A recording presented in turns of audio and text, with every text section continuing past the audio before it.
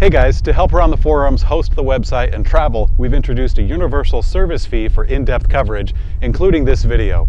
The goal is to be transparent and unbiased. This is not an endorsement. It's a privilege to serve you. Let's get into it. Hey, what's going on, guys? So I am here somewhere outside of San Jose in a beautiful forested area that has lots of very tall sweeping hills, and it's a fairly high elevation for the area.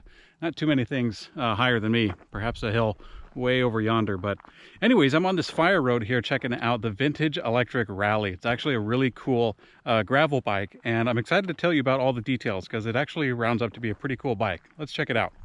Okay, so Vintage Electric is known for making some really awesome high-speed road bikes. Not quite cruisers, but something that's more akin to like a motorcycle. Imagine like a motorcycle as done by a bicycle, you know, that kind of idea. But this is a very different direction. So what you've got here is an electric bike that is kind of tuned a little more towards a mountain bike. It's not what I would call like an exclusive mountain bike, but it's more filling that kind of niche called, well, it's filling the niche called the gravel bike. So that's kind of what this bike is tuned for, is something that you can take on some fairly lightweight mountain bike trails. So you see around here, this is exactly the kind of place that you would see a bike like this used, is what's called a fire road, or perhaps kind of like a lightweight single track road. And the reason for that is it's not too hairy. You can see that the road is relatively easygoing, not a whole lot of high obstacles to go over. And a bike like this can do it just fine. If you get into the hairier stuff, you know, going over roots or something, then yeah, this would not be the bike of choice.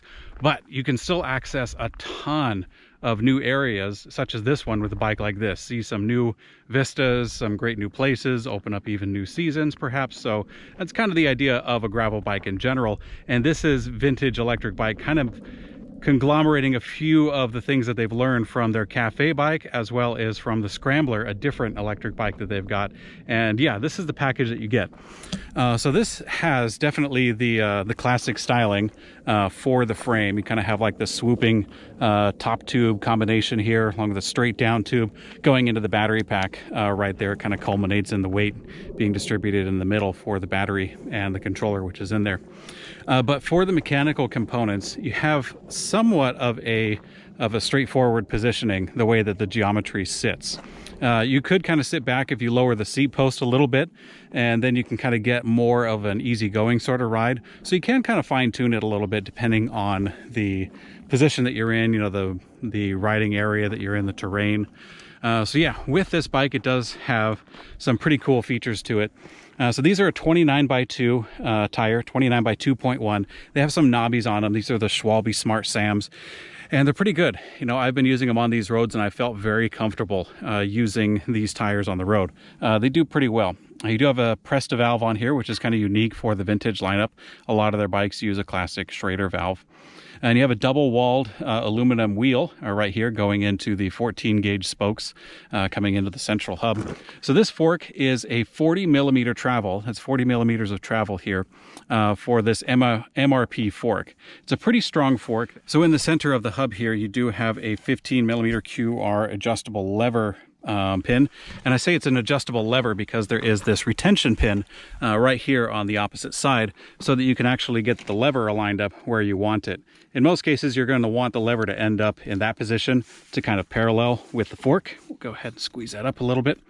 That way it's kind of out of the way. It's not going to tug on anything, you know, on any tall grass or something going in. So that's kind of the way to go. With the mechanical system, you have a 180 millimeter rotor in the front and a 160 millimeter rotor in the back. These are hydraulic disc brakes with a dual piston caliper, and that's coming up into the Shimano levers up here. Kind of a smaller lever. I'd say that's what, maybe like a two-finger, yeah, about a two-finger lever right there. And they work really well. You know, I'm glad to have hydraulic brakes on a mountain bike, particularly this one, because this one is a little bit, it has some weight to it. The battery pack is a die-cast battery pack just for the casing. As well, the motor is a direct drive motor that maintains speed very well, but nonetheless it's heavy. That's kind of what I'm getting at. We'll get to the electrics in a second and how they perform. Continuing on with the mechanical system, you have the trigger shifters here for the Shimano Dior. So that means that pressing I'm actually in a really high gear at the moment, so pressing that one in will get you into a high gear, and then squeezing that trigger or pushing it gets you in kind of a lower gear for more higher speed, higher tension. And that's coming back into the Dior derailleur back here. And you have an 11 to 34 tooth set of gears, and there's 10 gears right here in the back of the cassette right there. And that's on a freewheel, of course. That's independent of the motor system. Coming up to the chain, you do have a 44 tooth chain ring up in the front. It's fairly tall, you know, and you can actually change it out if you wanted to. There's a universal spider set here, so you could customize it. You couldn't get too much more because there's clearance there, but if you wanted to go smaller, you could probably get a little bit of a smaller set inside of there. This is a 170 millimeter crank coming into the Wellgo pedals. These are a little bit nicer of a pedal than you see on a lot of electric bikes. The pins actually can kind of screw in or screw out of there. This is an aluminum set of pedals, and of course they mirror on the other side. So the seat is using kind of like a vinyl wrap to it. Has a fairly low width to it. I'd say it's about 6 inches or so on the width, kind of like a long horn on it. So you can still get some pretty good leg extension on a seat like this. But the cool thing about the seat that I really like is the integrated light. So right here you have a little 3 LED supernova light in the back that is tied into the main battery pack. And that is pretty slim, the way that that's integrated into the seat. It fits pretty well together. And of course the wiring goes into the seat post itself, into the main battery pack. This is a rigid seat post, 27.2 for the diameter there. And you can kind of customize this. You can tilt it a little bit to kind of change up the riding profile just a little bit. I should mention that in the back of the bike, you have a stronger 12 gauge spoke coming into the hub back there. So it's 14 gauge in the front and 12 gauge in the back for a little bit thicker. Same wheels, same tires, so nothing too surprising in there. On the back of the bike, you have a 19 millimeter axle nut right there that's keeping the motor on. You can remove the motor. It's fine. It's not that big of a thing. It weighs more than a traditional wheel, as you can imagine. And there is a disconnect right here where you unscrew that, and that's how you access the motor to get it off of the bike if you got to change the tire.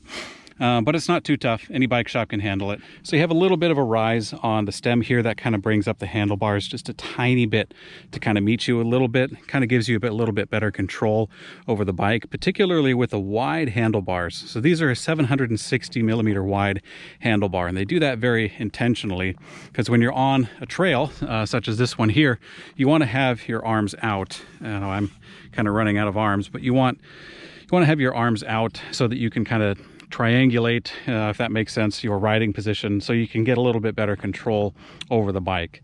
And it's a really good, nice thing to have on a mountain bike of any kind, not just for a gravel bike. So it's a really good choice that they put that on here. On the front of the stem, it has this kind of face to it that has a built-in mount for the headlight. So this headlight, just like the rear, is integrated into the main battery pack, but they actually have this really cool mount instead of a secondary mount that's sticking on there or on the front. This one's built into the face of the stem, which is really cool. Got a couple of risers in the headset here, and this is a tapered headset from 1 inch to 1 1/8 coming down in there. One particular awesome thing about the frame, aside from the look, I mean, this is a good looking bike.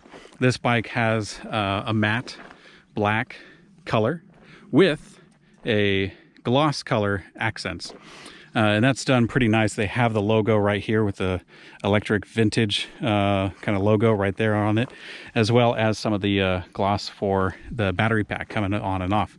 So that's pretty cool. They definitely match the aesthetic of, you know, kind of like the all black look with a couple of silver accents, like on the chain ring, the spokes, the cassette, and also the rings for the grips right here. So continuing on with the frame, this frame is actually a chromoly steel frame, which is pretty nice. It actually feels pretty comfortable, and I'll tell you why. So with the chromoly steel frame, they did that very much on purpose. A lot of electric bikes of any variety are made out of aluminum. Aluminum is lighter weight, and aluminum is a little bit easier to work with as far as torque is concerned, so long as you add a little bit of steel. So on some of the other electric bikes with a hub motor in particular, you'll see a small point of steel that's added to the axle point of the bike. The reason for that is because the extra torque from the motor can crack aluminum. So aluminum, when it is under stress, can crack. So the chromoly steel on this is done intentionally because steel, when it's under stress, doesn't crack, it actually bends.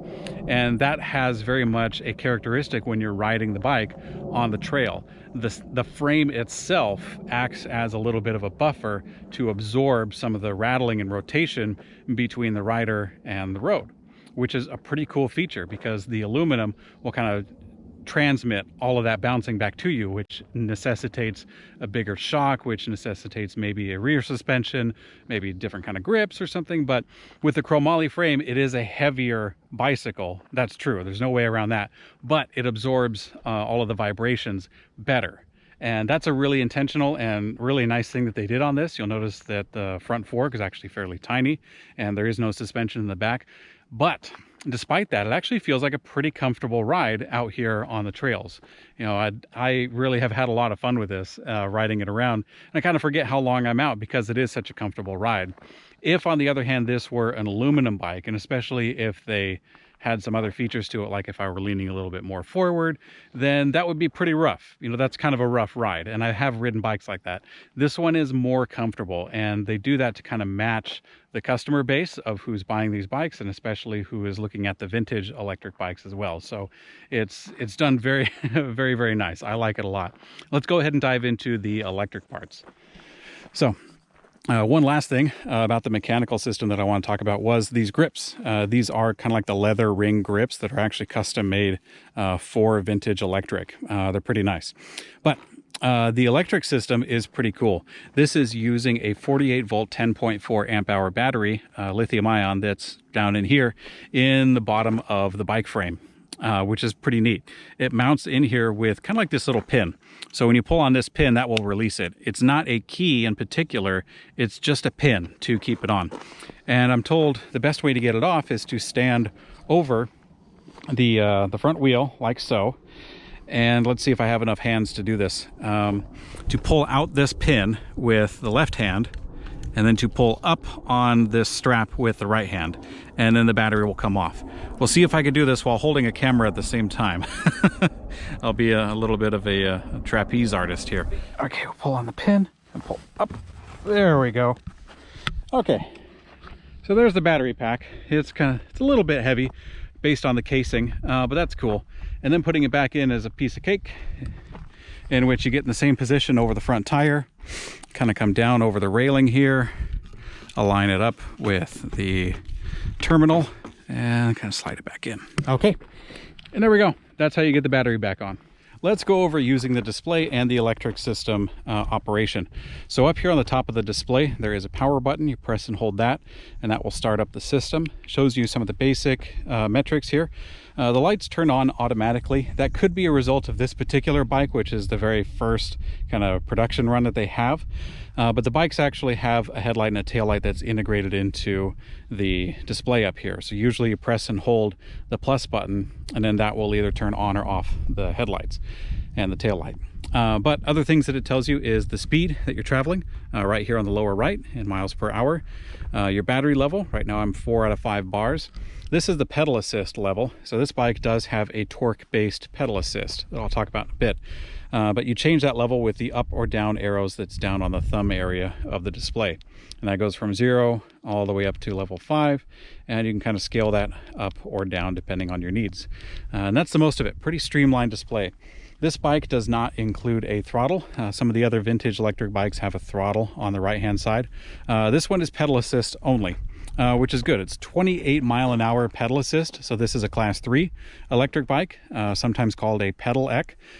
So be aware of the local laws in your area to see if this bike is legal where you intend to ride.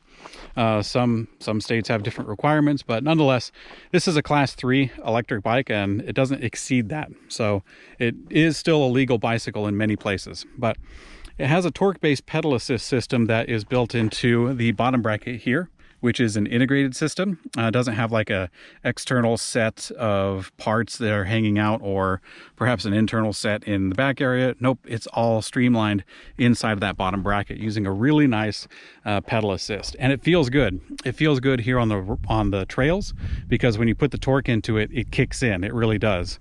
And it's reading that torque in a very, very fast way. when you get on the road, it feels pretty good as well, especially when you get up to speed.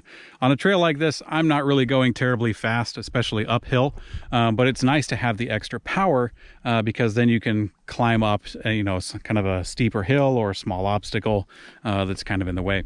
So it's a really fun bike all around. A lot of fun. I can't wait to actually get on the road and kind of show you a little bit about that, because I've actually been having a little bit of fun here otherwise. So yeah, let's go ahead, jump on the bike and show you how it does. So this is a really fun bike to use on these trails. One thing I forgot to mention is that I'm really excited to use it on this trails because that's kind of what this bike is designed for, but it also has some really good commuter aspects to it as well. The motor is a great place to start because this bike is using a direct drive motor. Direct drive motor is not as prolific, but it actually maintains high speed very well. So if you plan on using this bike at 28 miles an hour somewhat often, then this is a good choice because it can actually get a fair amount of range because the direct drive motor is handling that high speed more efficiently than, say, a geared motor. It's not so much about the placement of the motor, whether it's mid or hub, it's more of the actual inner workings of how the motor operates. So yeah, I like this a lot. Another part about it is that this bike does have provisions for mounting a set of fenders on the front and on the back, as well as a traditional rear rack. So some of the other vintage electric bikes, they have, oh, here we go. Here we go. I kind of got tossed into a little bit of downhill, so bear with me. But as I was saying, the other electric bikes from vintage, they have provisions for their own rear rack, which is a great rack. It is. This bike can handle a lot of other different racks as well. It's more of a universal sort of set. So this bike does have some very good commuter provisions for it. It's not only for the gravel, not only for off-road. So that's nice. It's kind of like a all-in-one kind of idea. Something that's kind of like a not so much a hybrid bike, because that's kind of its own category, but something that can handle off-road and it can handle road pretty well. The jack of all trades, if you want to call it that. So let's go ahead and go up this hill. I gotta change the pedal assist so I can maintain the good. There we go. All right. So it's a fun bike. It's a lot of fun.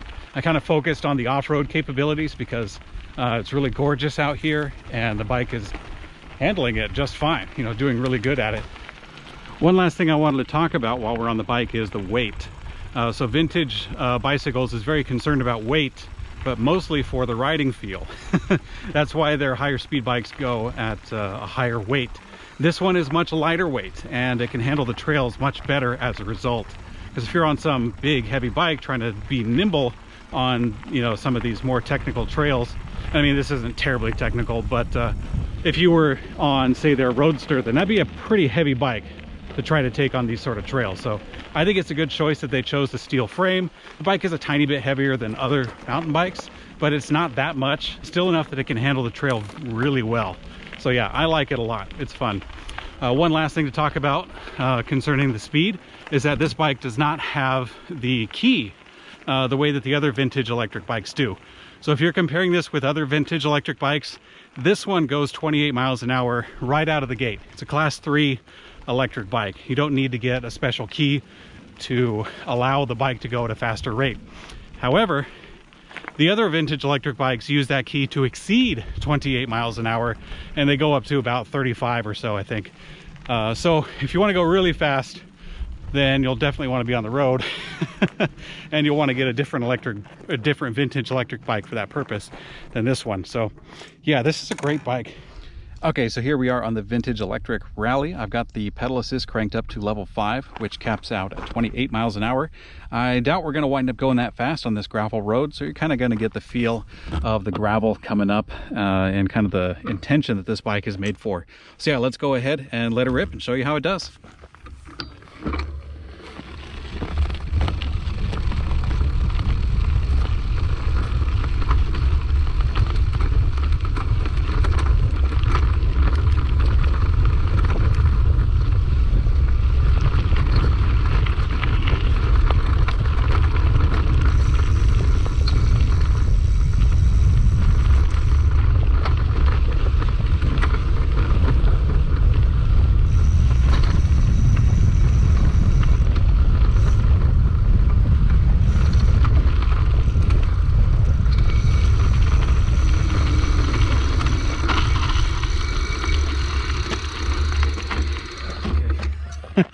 Wound up going a little faster than I had intended. We got up to about 25 miles an hour or so. Let's go ahead and turn around and go back. There's kind of a steep drop off a little bit further down the way that I want to avoid, so let's go ahead and go back.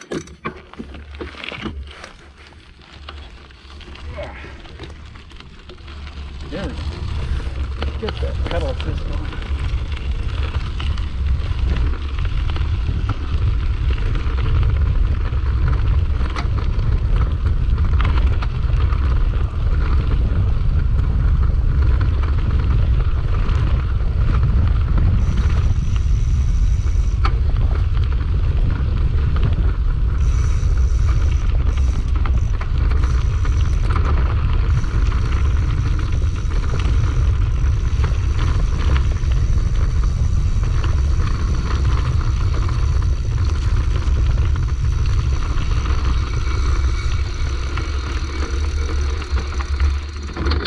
Okay, yeah, that is too much fun.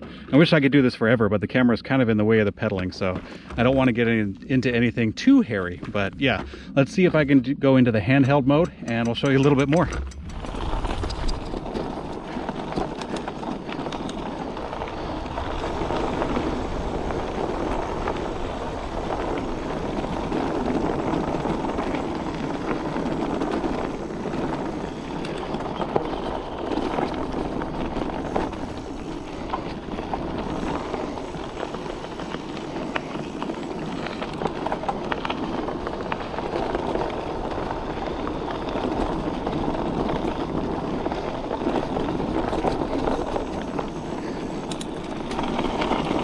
Oh dear. Oh.